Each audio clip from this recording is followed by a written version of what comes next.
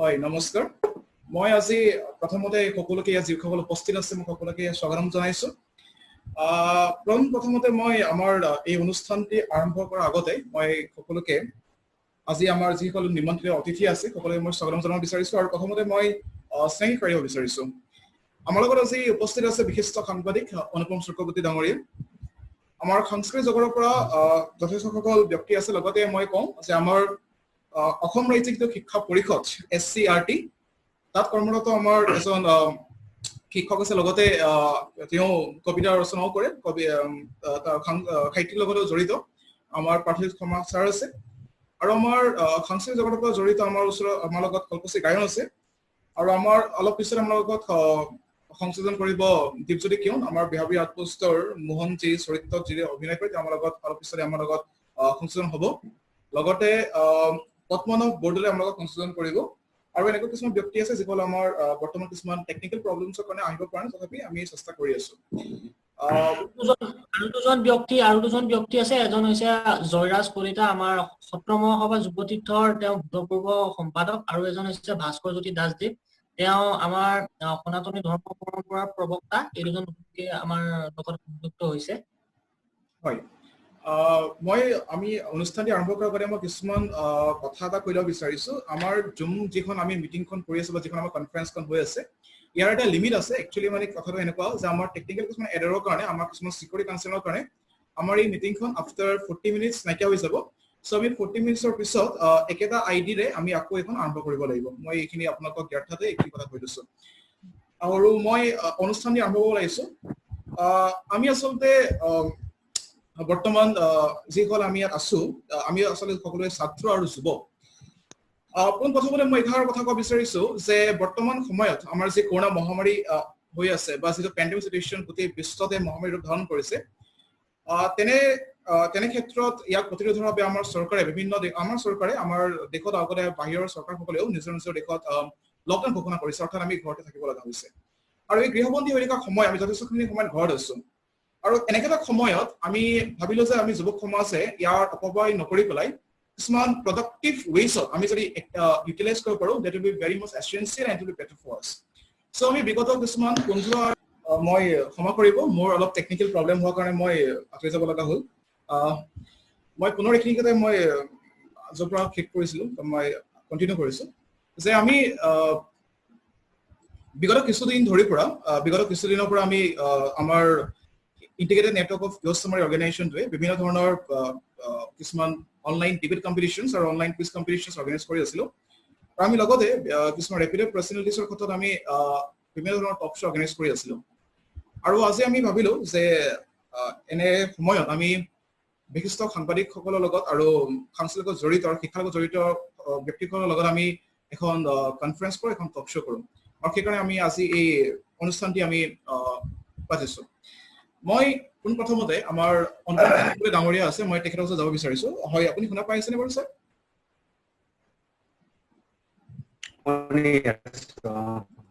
হয় আপোনাৰ ভইচটো অকমান হেৰিকে আহিছে হয় শুনিছা মাতটো ভালকে শুনিছা হয় হয় এতিয়া শুনিছো শুনিছা হয় শুনিছো হয় মই আপোনাক প্ৰথমতে এই অনুষ্ঠানটিলৈ স্বাগতম জনাইছো মই আপোনাক ক্ষমা কৰিব আমি যেহেতু মই কোনো প্ৰফেশ্যনেল নহয় তথাপি চেষ্টা কৰিম প্ৰশ্নটো দিবৰ কাৰণে যদি কিবা ভুল হয় ক্ষমা কৰিব মই প্ৰথমতে এই কথা জানিব বিচাৰিছো যে সাংবাদিক বুলি আমি যেতিয়া কওঁ আমি জানো গণতন্ত্ৰৰ চতুৰ্থ স্তম্ভ হৈছে আমাৰ মিডিয়া বা আমাৰ সাংবাদিকসকল আৰু বৰ্তমান সময়ত মই কোনো কাৰো নাম উল্লেখ নকৰাকৈ মই কথা ক'ব বিচাৰিছো যে আমি দেখিছো যে বিভিন্ন সময়ত আৰু বিভিন্ন ক্ষেত্ৰত সাংবাদিকসকলৰ ওপৰত কিছুমান আক্ৰমণ চলি আহিছে ই ফিজিকেলি হ'ব পাৰে বা মেণ্টেলি হ'ব পাৰে বা ছ'চিয়েল মিডিয়াতো হ'ব পাৰে আৰু এনেকুৱা ধৰণৰ আক্ৰমণৰ আমি বলি যথেষ্ট আমি সাংবাদিকসকল দেখিছো মোৰ প্ৰশ্ন এইটোৱেই যে আজি বৰ্তমান আমাৰ ভাৰত বুলি মই নকওঁ গোটেই সমগ্ৰ বিশ্বত মই কম যে যদি মই প্ৰশ্ন এইটো কথা সোধো যে প্ৰকৃত সাংবাদিক এজন কোন বা মই যদি সোধো যে প্ৰকৃততে সাংবাদিকতা কি আপোনাৰ উত্তৰটো ইয়াত কি হ'ব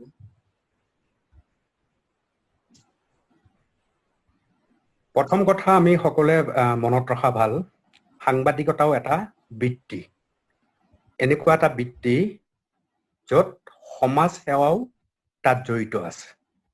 শুনি আছা মোৰ মাত? হয় শুনি আছো স্যার, শুনি আছো।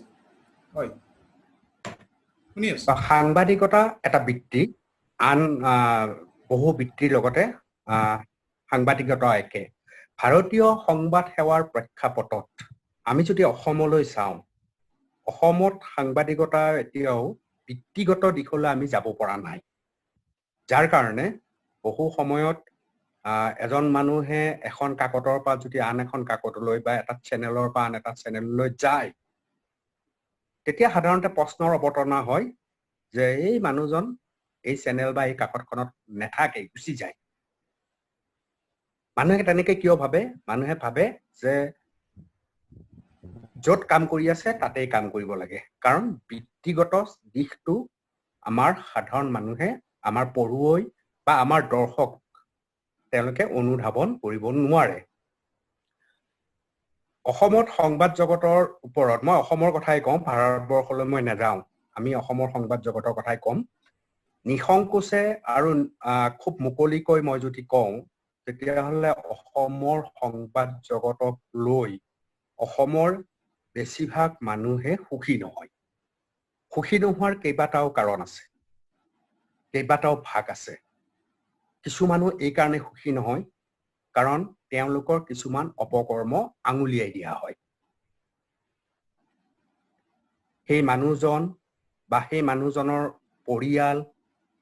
পৰিয়ালৰ পিছত সমাজখনলৈ তাৰ এটা তেওঁৰ দ্বাৰা অপকৰ্মৰ দ্বাৰা এটা প্ৰভাৱ পেলায়। এটা হ'ল কাৰণ সেইটো। এটা কাৰণ সাংবাদিকতাৰ বেয়া পোৱাৰ আন এটা কাৰণ হৈছে সাংবাদিকসকল নিজে। সংবাদ সেৱা ইমান সাধাৰণ ঘটনা নহয়, ইমান সাধাৰণ কথা নহয়। যি মন যায় তাকে কৰাটো সাংবাদিকতা ভিতৰত নপৰে।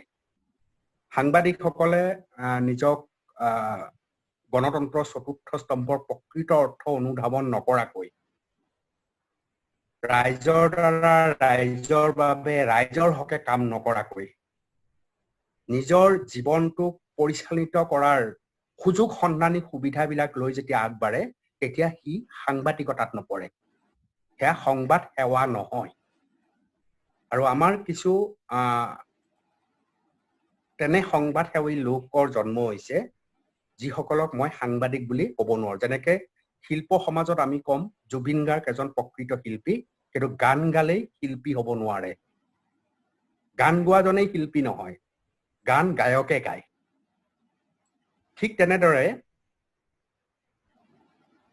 তেনেদৰে কোনোবা এটা কাকত বা এখন চেনেলত কাম কৰিলে তেওঁ সাংবাদিক নহয়, তেওঁ সংবাদকৰ্মী হ'ব পাৰে, সাংবাদিক নহয়। সাংবাদিক হ'বলৈ হ'লে তেওঁৰ সাংবাদিকতাৰ যিখিনি নীতিনিষ্ঠ গুণ, সেই গুণখিনি তাৰ ওপৰত সি স্পষ্ট হ'ব লাগিব, যিটো বহু সময়ত দেখা নাযায়। আপুনি যেনেকে মোক প্ৰশ্ন উত্তৰ কৰিছে, আপোনাৰ মতে কোনজন শ্ৰেষ্ঠ সাংবাদিক বা কোনজন ভাল সাংবাদিক আপুনি ক'ব খোজে? আপুনি মোক সোধা প্ৰশ্নটো, এই প্ৰশ্নটোৰ যথাযথ উত্তৰ কেতিয়াও নোলায়। কাৰণ সাংবাদিকতাৰ তেওঁ ভাল কাম কৰিছে, বেয়া কাম কৰিছে তেনেকুৱা নহয়। কোনোবা এজনে কৰবাত বেছি ভাল কাম কৰিছে, কোনোবা এজনে কৰবাত কম ভাল কাম কৰিছে। গতিকে নিৰ্দিষ্টকে এজন মানুহক আঙুলিটোৱে ক'ব নোৱাৰি যে তেওঁই ভাল সাংবাদিক। এইখিনি মোৰ কথা। ক'লে আমি প্ৰকৃত এজন সাংবাদিক কোন, আমি সেই কথাষাৰ ক'ব নোৱাৰো। তেতিয়াহ'লে মই ষ্ট্ৰেইট ফৰৱাৰ্ড কথাটো মই কৰিম, কথাষাৰ আপুনি বেয়া নাপাব। আজি আমাৰ ভাৰতত যিটো চলি আছে বা ভাৰতত যিটো এটা ট্ৰেণ্ডিং নিউজ যিটো হৈ আছে যে অৰ্ণৱ গোস্বামী তেওঁৰ ওপৰত যিটো আক্ৰমণ কৰা হ'ল, যিটো সেই মই ক'ব গৈছিলে সেইটো ট্ৰেণ্ডিং নিউজেই হ'ব। আপোনাৰ দৃষ্টিত, মই ব্যক্তিগত হিচাপে প্ৰশ্ন সোধা নাই, মই জাষ্ট এনেই কথাটো সুধিছো যে আপোনাৰ দৃষ্টিত অৰ্ণৱ গোস্বামী কেনেধৰণৰ এজন সাংবাদিক? মই ব্যক্তিগত হিচাপে প্ৰশ্ন সোধা নাই, মই পুনৰ কৈছো। মই এইকাৰণে ক'ব বিচাৰিছো, আপুনি অৰ্ণৱ গোস্বামী যদি বিষয়ে মই আপোনাক ক'বলৈ দিওঁ বা আপোনাক সোধো, আপুনি কি উত্তৰ দিব যে অৰ্ণৱ গোস্বামী আপোনাৰ দৃষ্টিত কেনেকুৱা এজন সাংবাদিক? মই দুটা দৃষ্টিৰে অৰ্ণৱ গোস্বামীক পৰ্যবেক্ষণ কৰিম। মোৰ মাত শুনি আছা? হয় শুনি আছো ছাৰ, শুনি আছো। মই দুটা দিশেৰে অৰ্ণৱ গোস্বামীক পৰ্যালোচনা কৰিম। প্ৰথম দৃষ্টিভংগী এজন ভাৰতীয় হিচাপে মই ভাবো অৰ্ণৱ গোস্বামীৰ দ্বাৰা যিটো সাংবাদিকতা ধাৰা এতিয়া অব্যাহত আছে, ট্ৰেণ্ড আৰম্ভ হৈছে, সেইটো মুঠেই গ্ৰহণযোগ্য নহয়। অসমত ভাৰতীয় সাংবাদিকতাত মই কোনটো ৰাজনৈতিক দলৰ প্ৰতি কোন আকৰ্ষিত সেনেকুৱা ধৰণৰ কথালৈ মই নাযাওঁ, কিন্তু সাধাৰণ ৰাইজৰ মনৰ কথা কোৱাটোৱেই হৈছে সাংবাদিকতাৰ প্ৰধান আৰু প্ৰথম চৰ্ত। ভাৰতীয় জনসাধাৰণৰ বহু সমস্যা তুলি ধৰাত এতিয়াও অৰ্ণৱ গোস্বামী কিমান সফল হৈছে মোৰ সন্দেহ আছে। হয়, তেওঁ এজন চোকা মানুহ, তেওঁ অক্সফৰ্ডৰ পৰা পঢ়ি অহা মানুহ, চোকা মানুহ, তেওঁৰ এটা গ্লেমাৰ আছে, কিন্তু ভাৰতীয় সাংবাদিকতাৰ যিটো পূৰ্বৰ ধাৰা আছিল, সেই ধাৰাৰে আগবাঢ়ি যাবলৈ এতিয়াও অৰ্ণৱ গোস্বামী সক্ষম হোৱা নাই বুলি ভাবো। এইটো হৈছে ভাৰতীয় দৃষ্টিভংগী। এতিয়া এজন অসমীয়া হিচাপে যদি মই ভাবো, এতিয়া পোনপ্ৰথমে মই বুকু ডাঠ কৰি কম, ভাৰতবৰ্ষত এজন অসমীয়া সাংবাদিক আছে যাক পৃথিৱীৰ বহু মানুহে জানে। প্ৰথম মই সেইটো গৰ্ব কৰিম, আৰু তেওঁৰ নাম হৈছে অৰ্ণৱ গোস্বামী।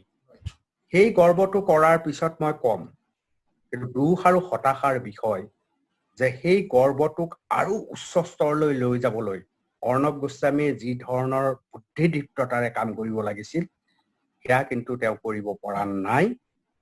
বিচাৰিছো স্যাৰ, আপুনি চাব আমাৰ বৰ্তমান অসমত যিটো পৰিস্থিতি হৈ আছে, এই পৰিস্থিতিৰ লগত যুঁজিবৰ কাৰণে প্ৰত্যেকজন ব্যক্তিয়ে, আমি আৰক্ষী বিষয়াৰ পৰা হওক বা আমাৰ ডক্টৰ নাৰ্ছসকল হওক, প্ৰত্যেকজনে মানে নিজৰ জনশক্তি প্ৰয়োগ কৰি আছে। কিন্তু আমি কি দেখিছো, মই কাকো ক্ৰিটিচাইজ কৰিব যোৱা নাই, মই কাকো সমালোচনা কৰিব যোৱা নাই, মই প্ৰশংসাই কৰিম যে আমাৰ বৰ্তমানৰ যিগৰাকী স্বাস্থ্যমন্ত্ৰী তেওঁ যথেষ্টখিনি ইয়াত গুৰুত্ব সহকাৰে লৈছে। কিন্তু এটা কথা মন কৰিব লাগিব যে তেখেত স্বাস্থ্যমন্ত্ৰী হোৱাৰ লগত তেওঁ অসমৰ শিক্ষামন্ত্ৰী, তেওঁ স্বাস্থ্যমন্ত্ৰী হোৱাৰ লগত তেওঁ অসমৰ শিক্ষামন্ত্ৰীও। আপুনি যদি চাই বিগত যিমান দিনৰ পৰা যিসকল প্ৰেছ কনফাৰেন্স কৰি আছে, প্ৰত্যেকখন প্ৰেছ কনফাৰেন্সত তেওঁ এজন স্বাস্থ্যমন্ত্ৰী হিচাপে নিজৰ বক্তব্য ৰাখি আছে। কেৱল মই যদি ভুল কোৱা নাই, কেৱল মাত্ৰ এখন প্ৰেছ কনফাৰেন্সত তেওঁ শিক্ষামন্ত্ৰী হিচাপে নিজৰ বক্তব্য আগবঢ়ালে।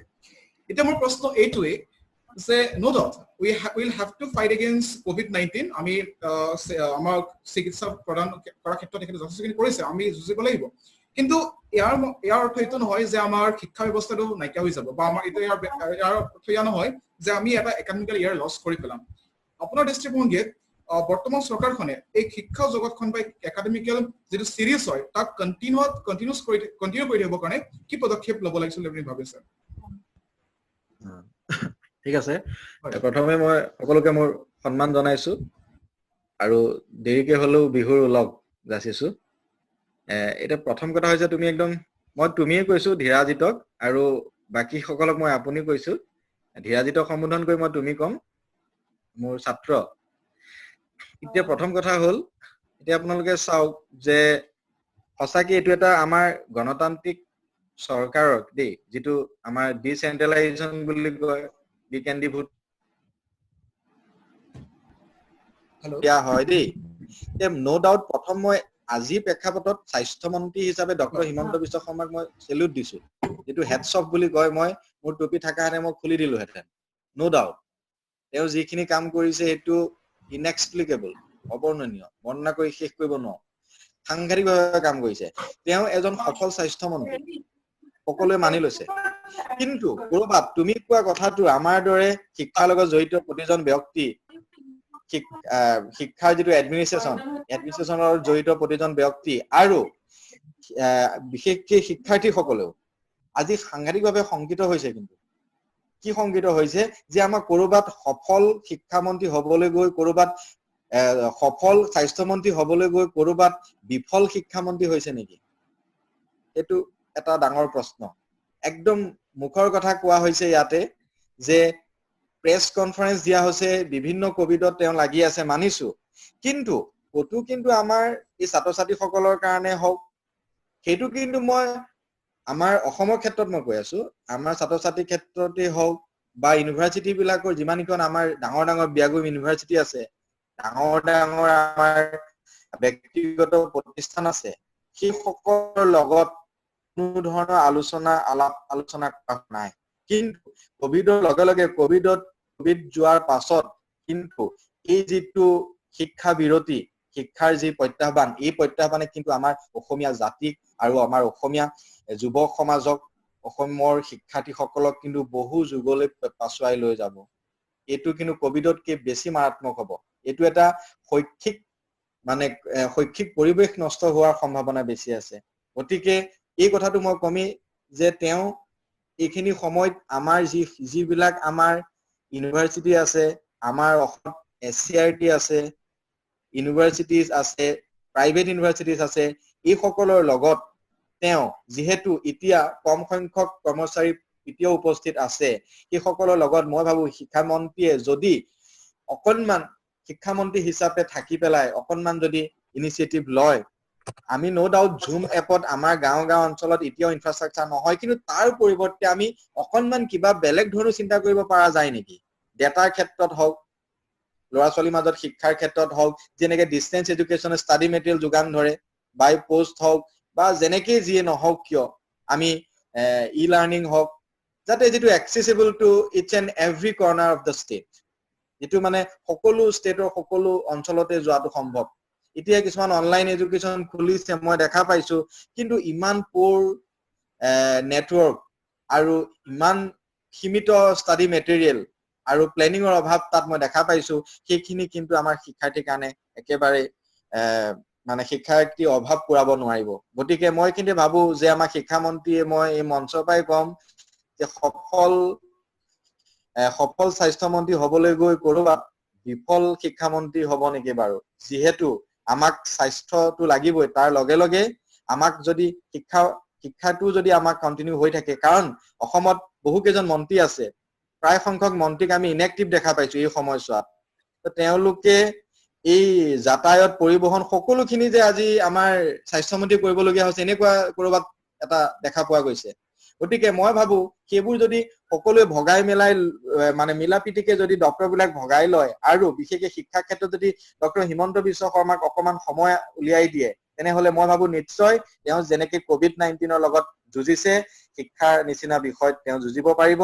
আৰু আমাৰ অসমত চ'ৰ্চ আছে, কিন্তু আমাৰ অসমত যথেষ্ট কেইখন ইউনিভাৰ্চিটি আছে, পৰিষদ আছে, সেৱা আছে, কাউন্সিল আছে, গৱেষণা পৰিষদ আছে। সকলোৰে লগত মিলি এই শিক্ষাৰ্থীসকলক আমি এটা প্ৰত্যাহ্বান চেলেঞ্জ হিচাপে লৈ কম দিনৰ ভিতৰত এটলিষ্ট দুখীয়া ল'ৰা ছোৱালীখিনিও ইউটিউব নোহোৱাকে যাতে ডেটা কম খৰচতো যাতে পঢ়া শুনাটো কণ্টিনিউ কৰি থাকিব পাৰে। বিশেষকৈ প্ৰাথমিক যিখিনি আমাৰ আচলতে মেইন ভেটিটো প্ৰাথমিক, সেই LP-ME ল'ৰা ছোৱালীৰ কথাখিনিয়ে মই বেছিকে গুৰুত্ব দিছো। কাৰণ হায়াৰ ছেকেণ্ডেৰী ডিগ্ৰীৰ ল'ৰা ছোৱালী ইউটিউবতো কিবা কিবি চাই অলপ আপডেট হৈ থাকিব পাৰিব, কিন্তু সেই আমাৰ প্ৰাথমিক আৰু বিশেষকৈ মাধ্যমিক এইখিনিক কিন্তু চৰকাৰৰ যথেষ্ট গুৰুত্বপূৰ্ণভাৱে ভাবিবলগীয়া কথা আছে, কিন্তু এইখিনিত চৰকাৰে গুৰুত্ব দিব লাগে মই ভাবো। গতিকে আমি বিচাৰো সফল স্বাস্থ্যমন্ত্ৰী আৰু সফল শিক্ষামন্ত্ৰী। গতিকে দপ্তৰসমূহ যাতে সুন্দৰ ইউটিলাইজেশ্যন হয়, এজন মানুহৰ পিছত ওৱান মেন আৰ্মি হ'ব নালাগে। আৰু ছাত্ৰ ছাত্ৰীসকলৰ কথা চিন্তা কৰক। COVID-19তকৈও কিন্তু অসমৰ শিক্ষিত সমাজৰ কাৰণে, শিক্ষিত শিক্ষাৰ্থীৰ কাৰণে আগন্তুক কিন্তু দিনবোৰ খুব ভাল নহ'ব, কাৰণ আজি 1.5-2 মাহ ধৰি ছাত্ৰ ছাত্ৰী কিতাপৰ ওচৰলৈ যোৱা নাই। আমাৰ টেকনিকেল এডুকেশ্যনটো বাদেই দিছো, আমাৰ যিটো কনভেনচনেল এডুকেশ্যনৰ ওপৰত গুৰুত্ব দিয়ে। আজি APSC IPS এইবিলাক কম্পিটিটিভ এক্সামৰ কাৰণেও ল'ৰা ছোৱালীসকল বহু দূৰ পাছুৱাই গৈছে, আৰু দৈনন্দিন পাঠ্যপুথিৰ পৰাও আঁতৰি গ'ল। মই টাউনৰ খিনিক বাদ দি মই গাঁৱৰ ফালে গুচি গৈছো। সেই গাঁৱৰ উন্নতি হলেহে আমাৰ বেছি। গাঁৱতে আমাৰ এতিয়াও যথেষ্ট সংখ্যক ছাত্ৰ ছাত্ৰী আছে যিসকলে নেটৱৰ্ক পৰা আৰম্ভ কৰি ডেটা, ইউটিউব বা তেওঁলোকৰ কাৰণে এইবিলাক কথা কৈ লাভ নাই। গতিকে তাত আমি অনলাইন এডুকেশ্যনটো গাঁৱত কিমান সফল হ'ব, ইমান ইণ্টেৰিয়ৰ জেগা আছে, কাৰ্বি আংলঙৰ পৰা আৰম্ভ কৰি ধুবুৰী, ধেমাজি, আমাৰ নগাঁও বিভিন্ন অঞ্চলৰ এনেকুৱা ভিতৰৰ জেগা আছে এতিয়াও নেটৱৰ্ক নাই। নেটৱৰ্কটো বাদেইতো বহুত বস্তুৱে নাই, কিন্তু মই এতিয়া নেটৱৰ্কৰ কথাই কৈছো। গতিকে সেইখিনি মানুহে অনলাইন এডুকেশ্যন ৱেবছাইট চাই নপঢ়ে কিতাপ। কিবা আমি অল্টাৰনেটিভ কৰিব পাৰো নেকি, যে তাত থকা শিক্ষক সমাজ, সেই গাঁৱত থকা শিক্ষকসকল এনেকুৱা এটা ছাৰ্ভে কৰিব পাৰে নেকি, সেই গাঁৱত থকা শিক্ষকসকলেও কিবা এটা পদক্ষেপ লওক, বা অভিভাৱকক অকমান প্ৰেৰণা দিব পৰা কিবা মেছেজ, কিবা পৰ্টেল এটা লওক, যাতে ছাত্ৰ ছাত্ৰীসকলক এই যি শিক্ষা বিৰতিৰ সময়ত এটলিষ্ট তেওঁলোকৰ টেক্সচুৱেল এডুকেশ্যন কনভেনচনেল এডুকেশ্যনটো যাতে কণ্টিনিউ হৈ থাকে নহবা কিন্তু COVID-19টো পাছত জাতিটো কুঙা হ'ব কাৰণ শিক্ষা বিজ্ঞান এইবোৰ যদি নাথাকে তেনেহলে এটা সাংঘাতিক অৱস্থা বা অসমৰ দৰে প্ৰদেশৰ কাৰণে খুবেই কিন্তু এটা চিন্তনীয় বিষয় ঠিক আছে ধন্যবাদ স্যাৰ মই এইখিনি কথা এটা কৈ থৈ দিওঁ আছে আমাৰ এই টাইম লিমিট শেষ হৈছে মই আপোনালোককে অনুৰোধ জনাম আপোনালোকৰ মিটিং আমাৰ কনফাৰেন্স শেষ হৈছে আপোনালোকে